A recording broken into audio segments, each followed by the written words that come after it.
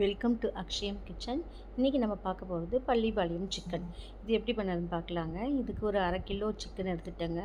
Broiler chicken தாங்க. அப்புறம் ஒரு பேன்லங்க எண்ணெய் ஊற்றிட்டு, இதுக்கு பார்த்திங்கன்னா தேங்காய் எண்ணெய் தாங்க ஊற்றணும். தேங்காய் எண்ணெய் ஊற்றிட்டுங்க சோம்பு போட்டு நல்லா பொரிஞ்சு வரணுங்க. இதோட ஸ்பெஷாலிட்டியே பார்த்திங்கன்னாங்க சின்ன வெங்காயம் தான். 1/2 கிலோ கறிக்கு 1/2 கிலோ வெங்காயம் உளிச்சிங்க ஒரு ஹாஃபாக கட் பண்ணி அந்த தேங்காய் எண்ணெயில் போட்டு வணக்கணுங்க.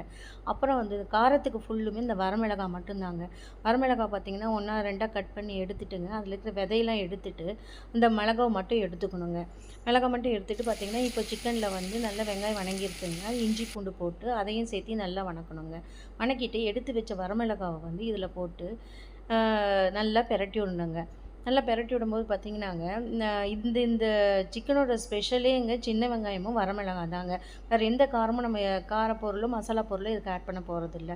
இப்போ வந்து எடுத்து வைத்த சிக்கன் 1/2 கிலோ சிக்கனை வந்து இதில் போட்டுடணுங்க.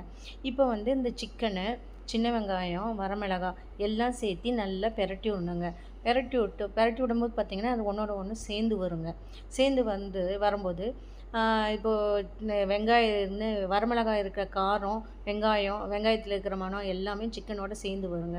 இப்போ இதுக்கு தகுந்த உப்பு மஞ்சத்தூள் போட்டுங்க நல்லா மறுபடியும் ஒரு பெரட்டி விட்டு மூடி வச்சிடணுங்க.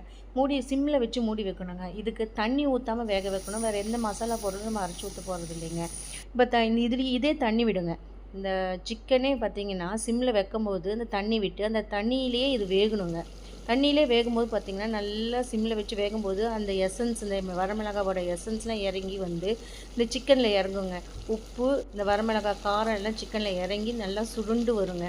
சுருண்டு வந்து சுண்ட பார்த்திங்கன்னா நல்லா மினு வருங்க. அப்புறம் ஒரு 1/2 மூடி தேங்காவை வந்துங்க பல்லாக கட் பண்ணிங்க இதில் போட்டு இறக்கணுங்க. போட்டு அதுவும் போட்டு ஒரு கிளறி ஒரு 2 நிமிஷம் வச்சுருக்கணுங்க. அப்புறம் வந்து கருவேப்பிலை தூவிங்க இறக்கணுமா சூப்பரான டேஸ்ட்டான பள்ளிப்பாளையம் சிக்கனுங்க.